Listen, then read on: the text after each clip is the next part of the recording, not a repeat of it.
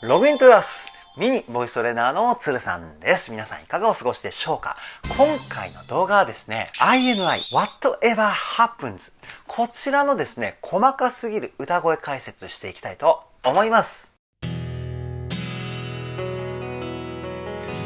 つるさんのラポネボーカルルーム。いやー、INI のですね、歌声解説、リアクション動画はですね、公開していたと思うんですけど、歌声解説を INI で撮影するっていうのはもしかすると初めてかな。京介さんだったりね、匠さんだったり、ひろむさんのね、歌声解説はしたと思うんですけど、INI 全体となるともしかしたら初かもしれないですね。で、今回の Whatever Happens、こちら、アニメ刀剣乱舞のテーマソングということでですね、タイアップがついてるんですね。どんな曲なのか聞いていくのが非常に楽しみです。今回歌声解説する動画まだ聞いていない方はですね、概要欄に INI トピックのですね Whatever Happens の URL 貼っときます。なのでぜひねクリックして聞いてみてください。つるさんのラポネボーカルルーム、こちらのチャンネルは私つるさんが大好きな JO1 と INI を筆頭にラポネ所属アーティストの魅力をボイストレーナー目線で伝えるリアクション動画と歌声解説動画をメインで公開しているチャンネルです。今の話を聞いて気になった方はチャンネル登録、高評価よろしくお願いします。それでは早速 INI Whatever Happens 歌声解説していきたいと思います。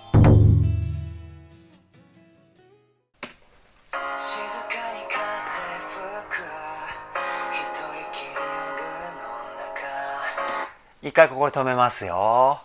京介さんの素晴らしいいい声ですね。いつもだと割とねこうハイトーンというか、高音域を艶っぽく歌ってるっていう感じのイメージだったんですけど、今回はね低音域珍しいかなというふうに思ったんですけど、ものすごく色っぽい歌い方と声質ですよね。もう一回聞いてみましょう。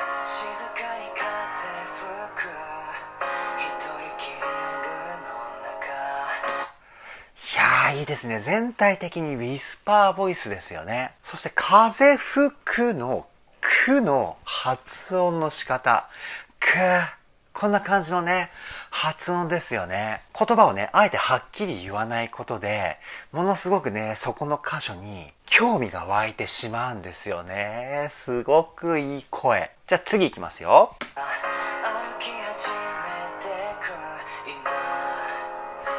最後ね、こうね、フォールをしながらの息の音でフェードアウトさせるっていうね、ものすごく色っぽいですよね。もう一回確認してみましょう。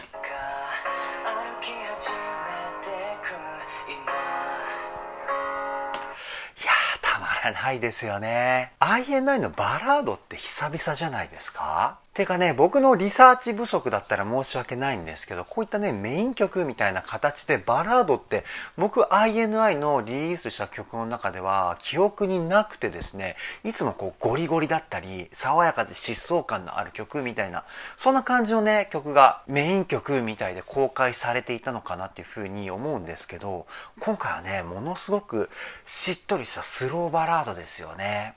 続きが気になるんでいきますね。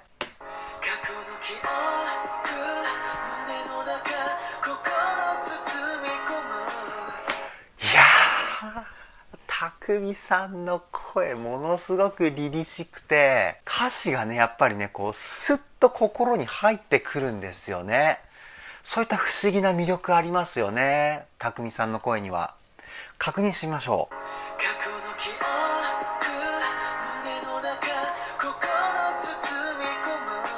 匠さんもね、最初のその過去の部分の言葉をあえてはっきり言わないような、そんな発音の仕方してますよね。そういう発音だからこそ、優しいんだけれども、強い意志が込められているみたいな感情表現。そういうのを意識して歌ってるんじゃないかなというふうにね、僕はね、推測します。次いきますよ。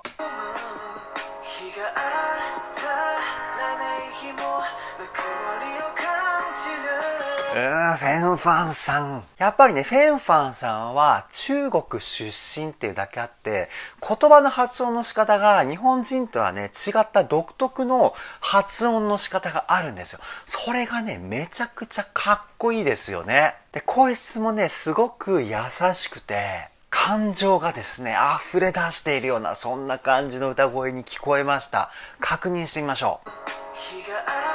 当たらない日もぬくもりを感じる。そしてね、この声のバランスの作り方なんですけど、口腔共鳴と鼻腔共鳴、この辺が中心になっていてですね、すごく声自体にですね、奥行きを感じるというか、普通に歌うとですね、日が当たらない日も、こういう感じになると思うんですけど、口腔と鼻腔を中心にすると、日が当たらない日も、こういう感じの声に奥行き、これ伝わるかな？すいませんね。いつも通りちょっとね、細かいところまで解説してしまって、声を狙う位置としてはですね、鼻と口の中間のこの口の上をですね、ベロでこうなぞっていくと柔らかい部分があって、そこ軟口蓋っていう器官なんですけど、そこにですね、声をぶつけるような、そんな感じの発声法なんじゃないかなというふうに思います。もう一回聞いてみましょう。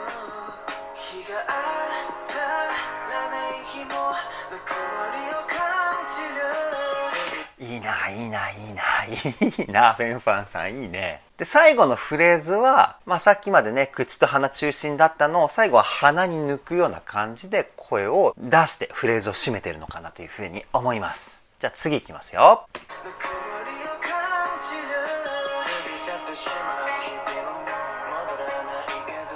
ここで一回止めますね。タジ君のラップ。いつものね、荒々しいイメージというよりは、今回ね、すごく落ち着いて、大人の男性っていう風なね、そんな感じの雰囲気を感じました。で、言葉の発音の仕方だったり、アクセントの付け方はですね、ゴリゴリ系のラップを歌ってる時と全く一緒なんですよね。いつもよりも低い音域で声を出してる。この辺でね、感情表現してるのかなという風に思います。確認してみましょう。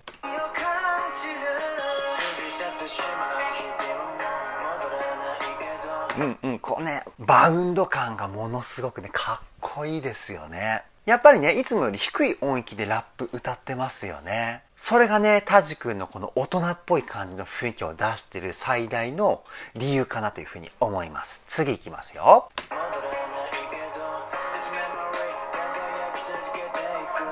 で、ラップの後半になると、ちょっとだけ音域が上がって、ほんの少し明るい雰囲気がプラスされましたよね。音域を上げることによって、自然な明るい声質、こちらをね、作り出してんじゃないかなというふうに思います。確認しましょう。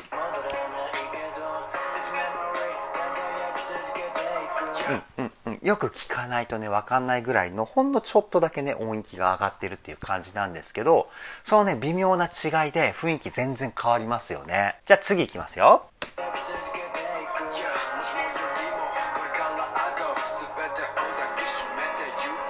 西くんですね。西くんはいつも通りな感じのラップだと思うんですけど、言葉の発音の仕方が全体的にですね、口の大きさをいつもよりちょっと小さめにした感じの発音になってるかなというふうに思います。こう口を大きく開けるとね、言葉がこうはっきりと聞こえてしまうんですけど、今ね、口をあえて大きく開けて喋ってますけど、でも口をですね、小さくこうやって喋ると、ちょっとね、落ち込んだ雰囲気だったり、おとなしいような雰囲気がしますよね。おそらくこの口の形でバラードに合う感じの雰囲気、これをね、作ってんじゃないかなと思います。確認してみましょう。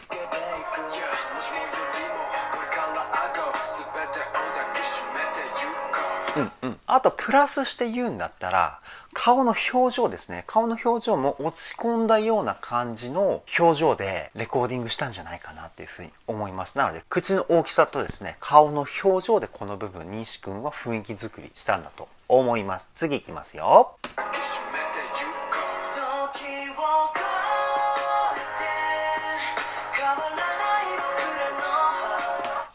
すごくいいフレーズ。すごく綺麗なメロディーですよね。今はね、京介さんの声にぴったりな感じのメロディーラインだというふうに思うんですけど、この辺はね、毎回おなじみの京介さんの美しいミックスボイス、こちらを使ってると思います。地声半分、裏声半分っていう感じの割合かな。なので、しっかり地声らしさっていう質感がですね、声の中心にあって、周りをですね、裏声の成分、要は優しい成分で包み込んでいる。そんな感じの声質に聞こえました。確認してみましょう。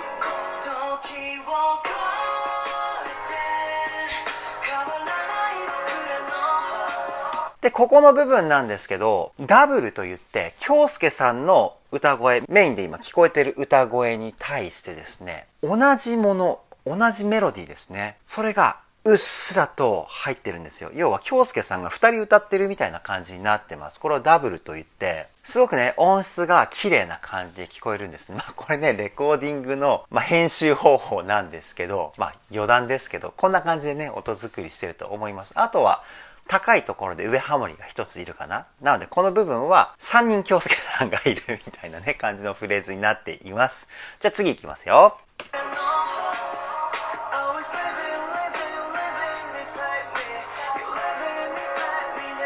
やっぱね、英語の発音がものすごくいいですよね、フェンファンさんは。で、ここのフレーズ、タタン、タタン、タタンっていう風にね、同じ感じのリズムで同じ感じの給付がこう3回続くっていうポイントなんですけど、ここ音が鳴っていないところはですね、毎回僕の細かすぎる歌声解説の動画見てくださってる方にはね、おなじみのフレーズ、ちっちゃいつがですね、入ってます。このタタン、タタン、タタン。ここね、音を切ってるところは全部ちっちゃいつが入っていて、それがフレーズのね、躍動感だったり、こう、かっこよさを作るための重要なポイントなんですけど、で、ここ音が鳴ってないからといって息継ぎしてるかって言ったら息継ぎしてません、ここは。タタン、タタン、タタン。ここはね、一息で歌ってると思います。確認してみましょう。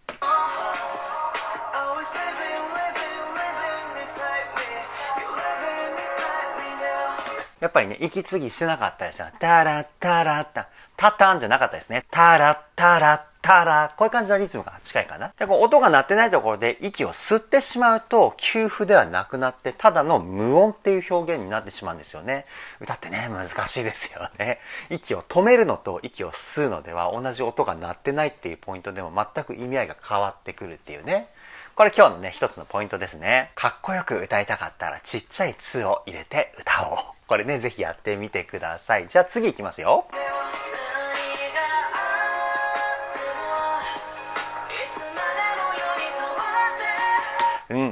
ここね、ヒロムさんのね、綺麗な歌声。京介さんとはね、またタイプが違って、どちらかというとね、こう、可愛らしいような雰囲気の声質ですよね。この声質でポイントになってくるのはですね、三大共鳴ポイント。胸腔、口腔、鼻腔。この3つの中の鼻腔ですね。こちらの使い方がものすごくうまいんです。で、高い声も楽に出しますよね、ヒロムさんは。ヒロムさんの声質はですね、京介さんと同じくミックスボイスなんですけど、地声中心のミックスボイスを使っています。なので、高い声を出しても辛そうに聞こえないですし、綺麗な声質をキープしたまま、しかも声にパワーがあるっていうね、素晴らしい組み合わせの声質だと思います。確認してみましょう。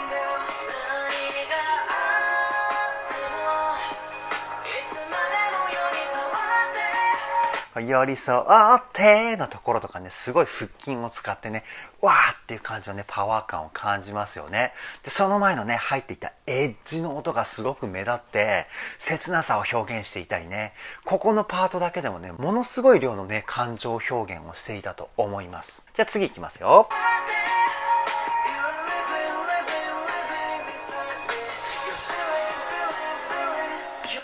ファンさんね、ここのフレーズ僕すごい好きですね。同じ音階がですね、こう3回続くっていうことで、ものすごくここの音階が頭に残りますよね。すごく目立つというか。で、おまけにね、フェンファンさんの素晴らしい発音と素晴らしい声の組み合わせ、最高のポイントですよね。もう一回聞いてみましょ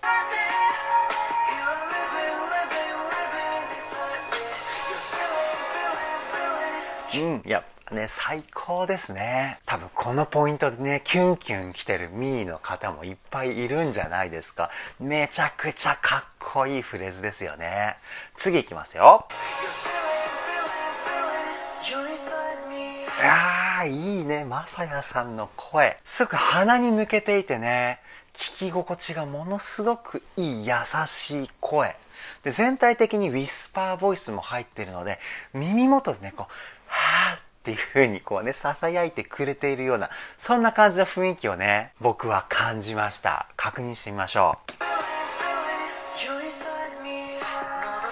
You're inside me こんな感じのね、声質今ちょっと似てませんでしたか今。ちょっとね、調子に乗っちゃってすいません。こう鼻に声をですね、当てるんですよね。You're inside me こんな感じの。で、大きい声を出そうとしすぎちゃうと、声にね、パワー感が乗っちゃって、まさやさんみたいな声質にならないので、ほんとため息をするような感じですかね。ちっちゃい声で歌うというか。You're inside me で、言葉はあまりこう強く発音しないっていう感じかな。僕がね、まさやさんのね、今歌ったところをカバーするとしたらこんな感じで歌うかなっていう風な、一例でした。じゃあ次いきますよ。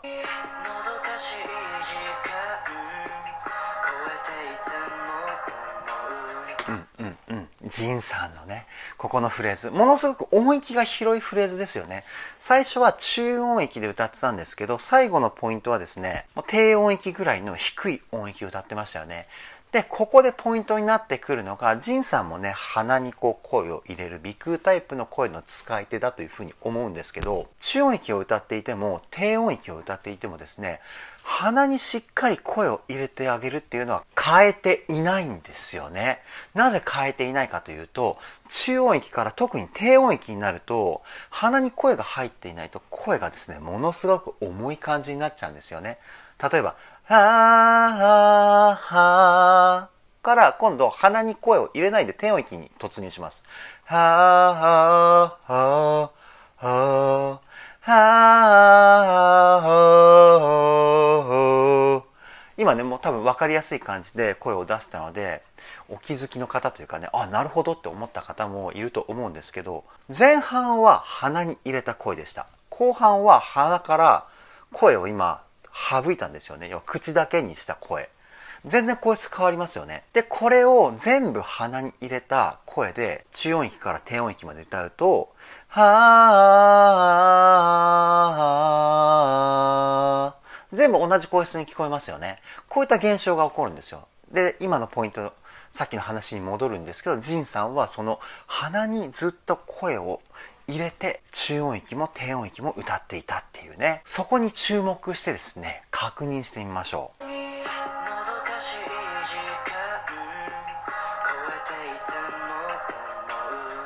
ラララ、ここねかなり低いんですけど、鼻に入れているから歌詞がねはっきり聞こえるんですよね。なので低音域こそ鼻に声を入れるっていうイメージが非常にですね重要になってきます。じゃあ次いきますよ。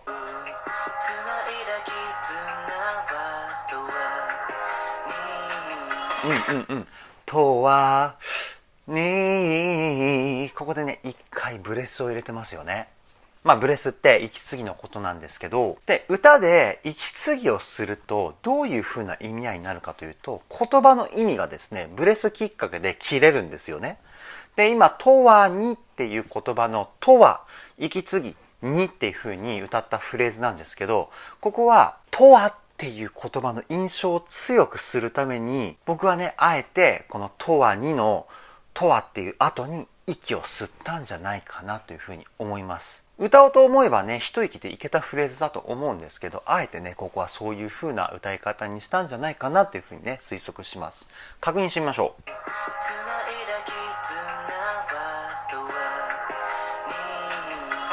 う。ね、息吸ってるでしょ。とは、になので言葉の意味としてはとはというところで一回完結していて、にっていうところが独立することによって次何が来るかっていうね、そういうワクワク感が生まれてきますよね。こういったね狙いがあったんじゃないかなっていうふうにも僕思います。じゃあ次いきますよ。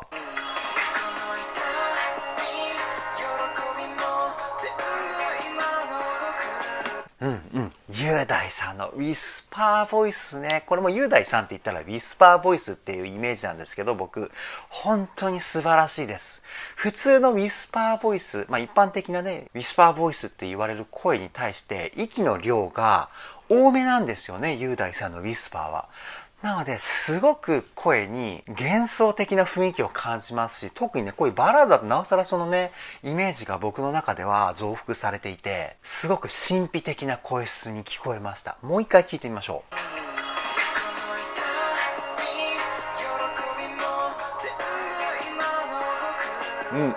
ところどころにね、うっすらエッジボイスが入ってたりするんですよね。いやー、本当に素晴らしいポイントですね。で、雄大さんみたいなウィスパーボイスを使う場合は、喉のリラックスっていうのが絶対条件で、プラス喉の空間をですね、ちょっと広めに取ります。そして普通に歌うよりも、息をですね、いっぱい使ってあげるっていうね。だから人並み以上の肺活量がないとね、この歌声をキープするのは非常に難しいと思うんで、雄大さんね、肺活量ものすごいと思いますよ。じゃあ次いきますね。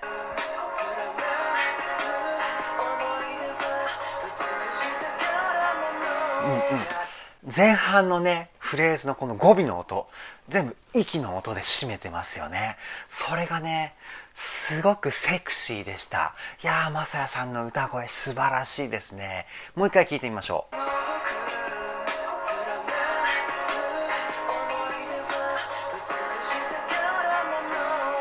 全体的に声がめちゃくちゃ柔らかいですよね。優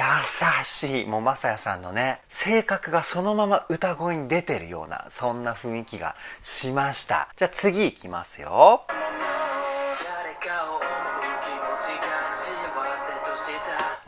たけるさんの声、すごくね、声質を聞いて童心に帰れるというか、すごく素直で純粋な声質ですよね。なので言葉もね、ものすごく心に伝わってくるし、本当に何の癖もないまっすぐな声ですね。たまらないですね。もう一回聞いてみましょう。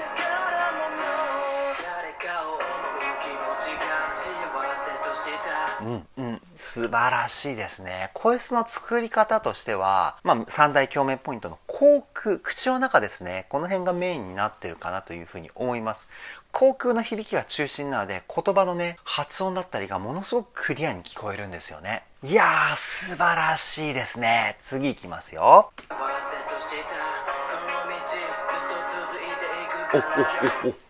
ここで声質が変わりましたね。先ほどね、フレーズ、前半部分は口腔だったんですけど、後半部分は口腔プラス胸腔、こっちの響きが使われていました。なので後半の方が声質がね、大人っぽくなってるような、そんな雰囲気がしたと思うんです。確認してみましょう。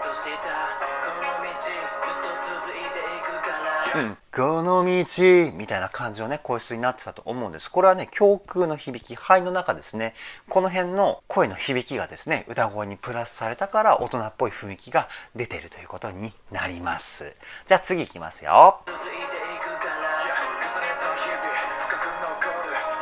一回ここで止めますね。リヒトさんの声質に息の音が混ざっているラップ、かっこいいですね。これウィスパーボイスなんですけど、優しい声に聞こえないですよね。どちらかというと強い声に聞こえたと思うんです。これなぜウィスパーボイスなのに強い声に聞こえたかっていうと、ウィスパーボイスなんですけど、全体的にスタッカートですよね。一つ一つの音を短く切ってる。それをね、することによって、まずリズムが強調されます。そして言葉の芯を強く出すことによって、音自体がですね、強く聞こえるんですね。こういった組み合わせでリヒトさんはですね、今のラップを歌っていたと思います。確認してみましょう。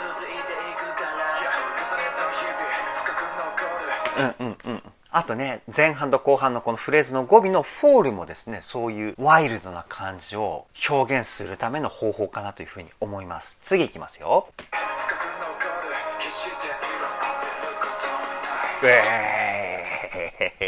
サビ前ね、しっかりリズムを決めてるからめちゃくちゃね、盛り上がってますよね。これバックでね、リズム、ダダダダっていう風なリズムが鳴っているんですけど、そこに言葉のですね、子音をしっかりと点で合わせているんですよ。なので声質自体にはそこまでね、わーっていう声質ではないんですけど、バックのサウンドのリズムのアクセントとラップのですね、言葉のアクセントが同じ位置で鳴ってるので強く聞こえるんですよね。いやー素晴らしい。もう一回聞いてみましょう。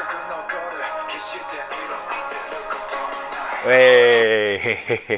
や、リヒトさんはね、リズムマスターですね。音を合わせるっていうところまではですね、大体の人は到達できるんですけど、子音の一番強いところと楽器が鳴ってるアクセントを点でぴったり合わせていくっていう作業って、ここまでこだわる人ってあんまりいないような気がして、僕は。前回のですね、匠さんのウェディングの時に、そういう風なポイントもあったのでね、匠さんはね、そこまでね、こだわって歌を歌ってると思うんですけど、ってことはですよ、INI のメンバーは自分の歌声だったり、自分のラップはもう本当にとことん細かいところまで追求しているんじゃないかなという風に僕思いました、今。ぜひね、INI メンバー、個人個人のですね、歌っていたりラップをしている動画公開してほしいですね。そうなったらね、僕がまた細かい部分までね、徹底的に解説していきたいと思うんですけれども、やっぱりメンバー一人一人のね、追求力がすごいんですね、INI は。いやー素晴らしいです。じゃあ次サビいきますよ。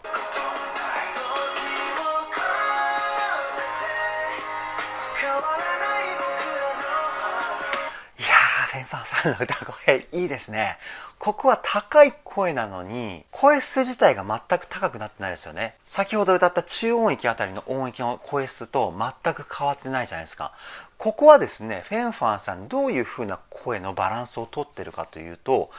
胸腔の響きをですね、高い声でも使ってるんですね。そうすることによって、高い声でも声質が細くならない。こういった現象が起きます。普通に歌ってしまうと、音域が高くなればなるほど声もね、細くなっていくっていう傾向があるんですけど、それをやってしまうとですね、高い声が聞きにくいとか苦しそうとか、高い声が出ないとかね、音程が荒くなってしまうとか、そういったことが起こるんですけど、胸腔の響きっていうのは歌声の土台になる響きなので、高い声でしっかりと胸腔のですね、響きが使えると、声質がものすごく安定しますし、喋り声に近いような感じのリラックスした声質を作ることができるんですよね。確認してみましょう。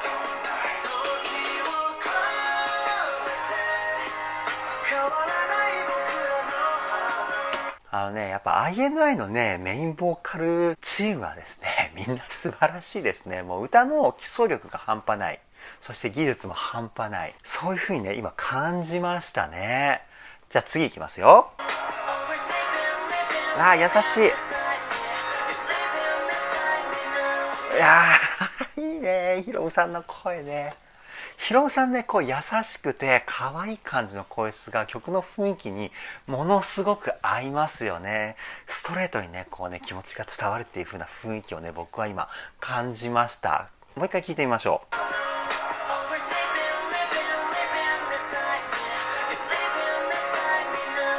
優しい。優しい声質、すごく聞き心地がいいですよね。いやー、素晴らしいですね。じゃあ次いきますよ。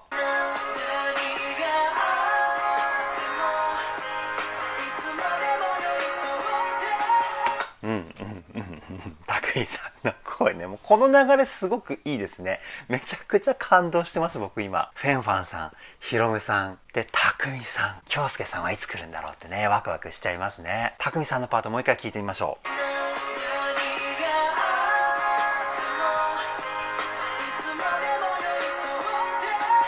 最後のね、高いところのね、この声の張り感がたまらないですよね。最後の寄り添っての沿ってのところがね、わーっていう感じのね、盛り上げ感を感じて、めちゃくちゃかっこいいですよね。じゃあ次いきますよ。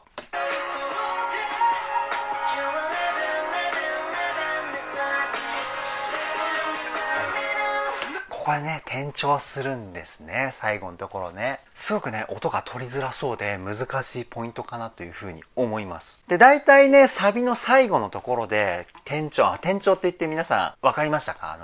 曲の中でね、キーが変わるんですよ。キーが変わるってどういうことかというと、使える音階が変わるっていうかね。簡単に言うと転調で雰囲気が変わるんです。簡単に言い過ぎちゃいましたけど、音楽理論的に説明するとね、ものすごく難しい話になってしまうので、それはね、さすがにちょっとやめておこうかと思うんですけど、曲のですね、キーってあるんですよ。ドレミファソラシドの音がメインで使われているキーとかね。だからカラオケでキーを変えるっていうのは、使える音階を変えますよっていう意味合いだったりするんですけど、音楽理論的には。雰囲気が変わるって思ってください。これが一番ね、シンプルで分かりやすいと思います。大体ね、このサビの終わりで転調すると、キーが変わるとですね、次はね、C メロが来るんですよね。ただね、ヒロムさんの最後のポイント、すごく難しそうなフレーズだったので、もう一回聞いてみましょう。そう、優しいここね。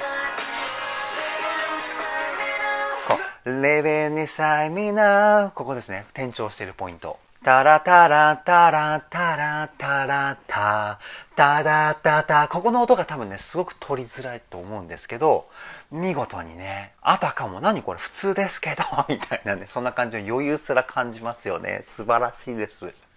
で、C メロが来るってことは、おそらくね、ここで京介さんだと思うんです。大体 INI の曲の C メロって京介さんが歌っていたり、ヒロムさんが歌っているっていうね、そんな感じのイメージなんですけど、サビの最後にね、ヒロムさんが歌うってことはもうね、多分京介さんが来るんじゃないかなというふうに予想してるんですよ。それではじゃあ C メロ突入してみましょ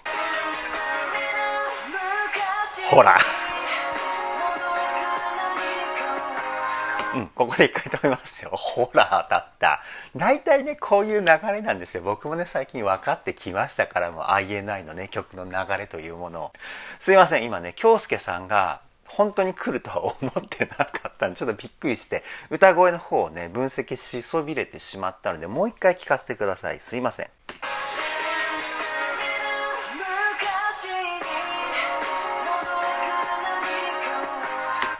ほら。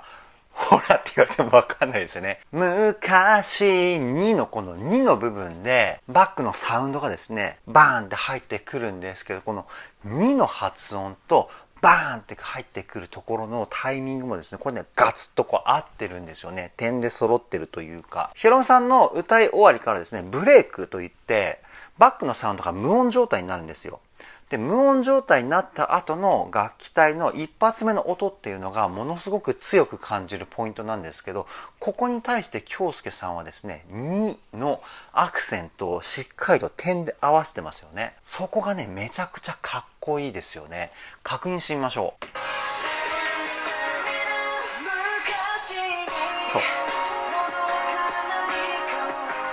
ここもね、C メロ、ハーフテンポになってますよね。今までのテンポの流れの半分のテンポ、全体的に遅いね、空気感がこう流れてるポイントだと思うんですけど、テンポがね、遅くなってる分、しっかりと、1、2、3、4、ここのアクセントがね、割とこう前面に出てるポイントだったりするんですけど、そこのポイントでですね、京介さんどういうリズムの取り方してるかというと、1、N、2、円のこの円の部分でリズムを取って歌ってるんですよね。そうすることによって歌のフレーズのリズムのニュアンスっていうのは変わってきます。昔にっていうフレーズあるじゃないですか。これを昔にこう歌っちゃうのと、パン、パン、昔にって歌うのだと、歌ってるフレーズのニュアンス今変わったの分かりますか？ワン、2で歌うとパンパンパンパンって聞こえると思うんですけど、1円2円で歌うと昔にって感じになるんですよね。音をこうしゃくって一つの音を二つの音のニュアンスにしてあげているというかね。こういう微妙な違いがですね、歌のフレーズのかっこよさになったりするんですよ。で、基本的に今言った京介さんが取っているリズムの取り方、1、円、2、円。この円を取らないと 100% 歌ってかっこよく聞こえないんです。これはもうね、音楽の性質上そうなんですけど、なのでプロのボーカリストだったらみんなこれをね、習得するべき技術ですし、知識であったりするんですけど、もうその部分をね、あたかも自分の中にも染み込んでるぞっていうぐらい違和感なく表現できてる京介さんが素晴らしいですね。確認してみましょう。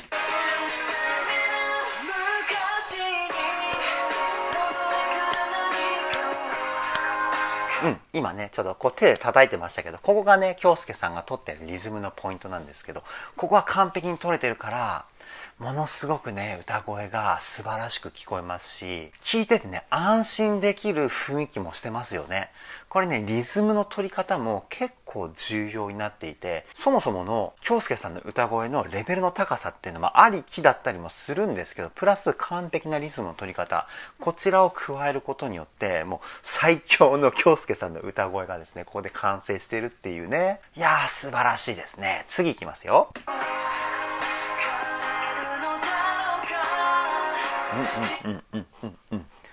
今ね、途中で入ってきたタタタンってちょっとね、リズムがこう引っかかるようなポイントがあったと思うんですけど、そこね、3連符って言って、今までの流れの雰囲気をですね、ガラッとこう変えてしまうような感じなんですけど、ここがね、C メロの前半、京介さんが歌ってるポイントの一つのね、フックになってるんじゃないかなというふうに思います。確認してみましょう。帰るのだろうか。この辺ね、タンタンタンタンタンタンみたいなね、このタンタンタンっていうね、タンタンタンばっかりでよくわかんないと思いますけど、3連符っていうのはね、1、2、3、4の中にこう3つずつ音がね、均等に入っているのを3連符って言います。もしね、INI の違う曲を聴いて、タタタタタタみたいなニュアンスが出てきたら、3連符だな、これはっていう風にですね、思い出してもらえたらなという風に思います。じゃあ次いきますよ。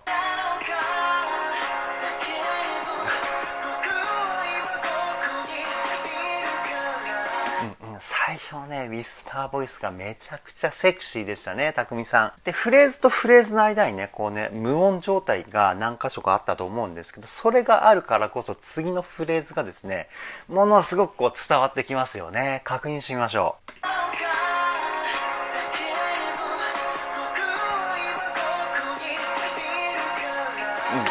ここね、前半に1箇所、後半に1箇所、無音のところがありましたね。ここがね、すごくね、溜めてるみたいなね、雰囲気を感じて、次の部分が強調されたりとか、気持ちを入れ直してるみたいなね、そんな感じのニュアンスをね、僕はね、感じました。次いきますよ。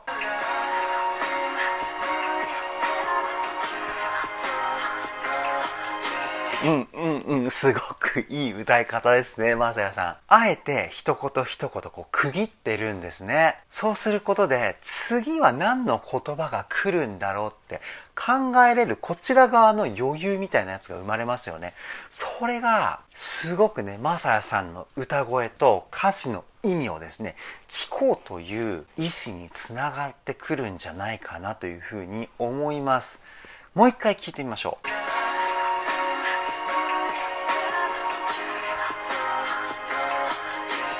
次の言葉何が来るんだろうってね、ワクワク感がね、たまらないですよね。そしてね、まさやさんの歌声も、今までの声質よりも新しい感じかなというふうに思って、前はここまで鼻腔の声を使っていなかったんじゃないのかなとか、もっとね、こう、喉の空間を広く使ってるようなニュアンス、それね、僕感じていたんですけど、今回の Whatever Happens、こちらの曲は合ってますか、英語。一応ね、Google 翻訳で読み方さっき調べたんですけど、Whatever happens みたいな感じの発音だったんでね、これ、カタカナ、日本語的に言ってしまうと、Whatever happens っていうんですかね。ちょっとね、英語は弱いんでお許しください。で、今回の曲でまさやさんの歌声がなんか一新されたかなというふうに思って、割と口の中の空間をあまり使わないで、この部分だけなのかな、でも。鼻のね、空間をすごくこう使って、個性的な声質を仕上げているんじゃないかなというふうに思います。今後この声質の歌も聴けんのかな、まさやさん。いやー、新しい声質素晴らしいですね。じゃあ次行ってみましょう。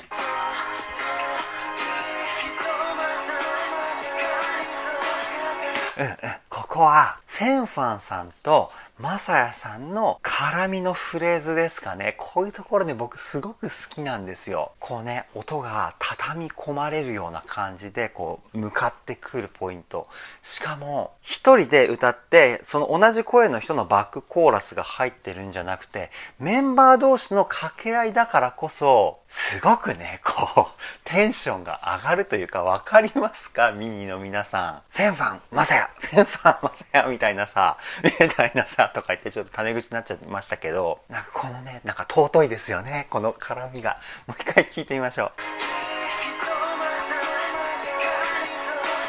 イエーイここは純粋にミニとして嬉しいなっていうふうに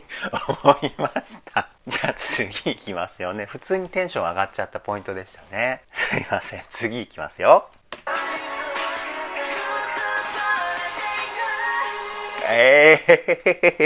やっぱりね、ヒロムさんのふわーっていう歌声、ものすごくかっこいいですよね。なんかワイルドさも感じるし、声質的な綺麗さだったり、可愛さだったり、で、言葉の発音もね、すごく荒々しいようなニュアンスが出てるんで、いろんな要素がね、兼ね添えられたような歌い方だったり、声質だと思うんですよ。もう一回聞いてみましょ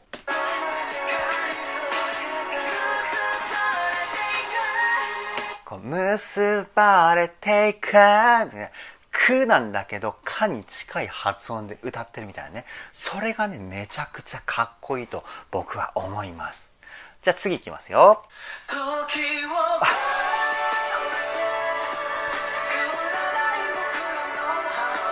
ここでね、また転調するんですね。一音上がるとか、そういうのもね、転調って言ったりします。でね、匠さんの声がね、すごくね、心に染みたんです、今。やっぱね、ブレイクの後の、しかも転調して雰囲気がガラッと変わって、一発目の声、匠さん、これたまらないですね。でも感情フルパワーみたいなね、感じの歌い方あったじゃないですか。もうたまんないです、本当に。もう一回聞いてみましょう。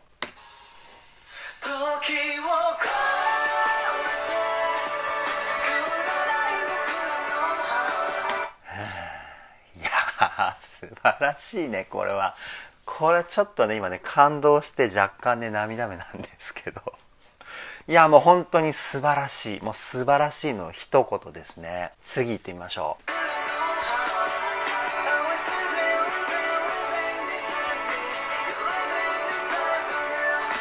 いやー、いいね、フェンファンさん。フェンファンさん、この音域はですね、胸を支えにして鼻で出すような声質。こちらを使ってんじゃないかなというふうに思いますね。普通に歌うと、レベン、レベン、レベンみたいな感じなんですけど、曲を使うとですね、レベン、レベンみたいな、ちょっとね、声の厚さだったり、勢いが増すような発声法なんですよ、こちら。あーじゃなくて、あーみたいな、ちょっとワイルドな感じの声質に変わったりするんですけど、そういった声質をですね、使ってんじゃないかなというふうに思います。確認してみましょう。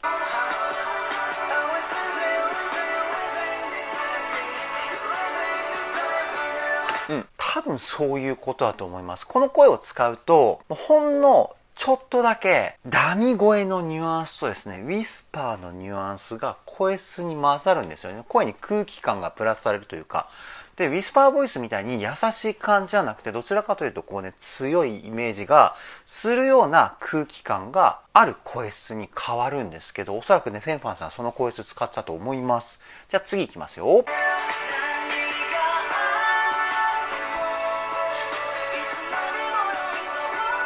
あー、美しい。いやー、もうね、感動しちゃって、ちょっと解説がですね、難しくなってきました。いやー、言えない、素晴らしいですね。もう最強ボーカリストがね、立て続けに来ると、僕はね、ちょっとやっぱ、ボイストレーナーとして感動しちゃいますね。で、京介さん、このね、高いポイントは、鼻腔の、鼻の中のですね、後頭部側の位置というか、この辺のポジショニングで声を作ってんじゃないかな。で、今多分ね、言葉だけで説明されてもあんまりよくわかんないなっていう方多いと思うんですけど、リップロールっていうトレーニング。これです。これで音をですね、裏声で高いところから低いところにフォールさせていくと、低いところになった時にですね、鼻に声がスッて入っていく感覚があるんですけど、その声がスッて入っていった部分が京介さんがですね、結構多く使っている声のポジショニングなんですよね。この今言ったこの鼻の要は鼻腔の後頭部側の位置というか、もしねその感覚知りたい方はリップロールでプルルルルルこれでゆっくりとフォールさせていってください。音が低くなっていくところのどこかでこの鼻の奥のところに声がねスコーンと入る瞬間があると思うんで、ぜひお試しあれ。じゃあもう一回聞いてみましょう。ここね、高いところ、高いところと裏声のところがさっき言ったこの辺のポジショニングを使ってるんじゃないかなっていうふうに思います。僕がねこういった雰囲気の声を使うとしたら、この辺を使いますよね。人によってねやっぱ感覚が違うので、京介さんがね歌っている時は違う感覚っていう可能性も十分にあり得るんですけど、近からずとも遠からずかなというふうに思いますんで、ぜひさっきのリップロールね興味ある方やってみてください。次いきますよ。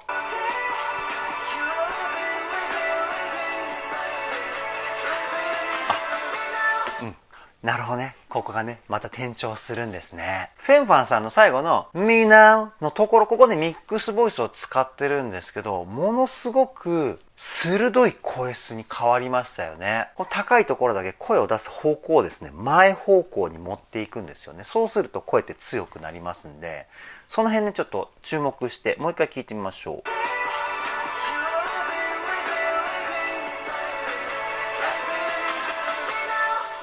みんなのところね、多分この辺を狙って前にこう声を出してるんじゃないかなというふうに思います。じゃあ次いきますよ。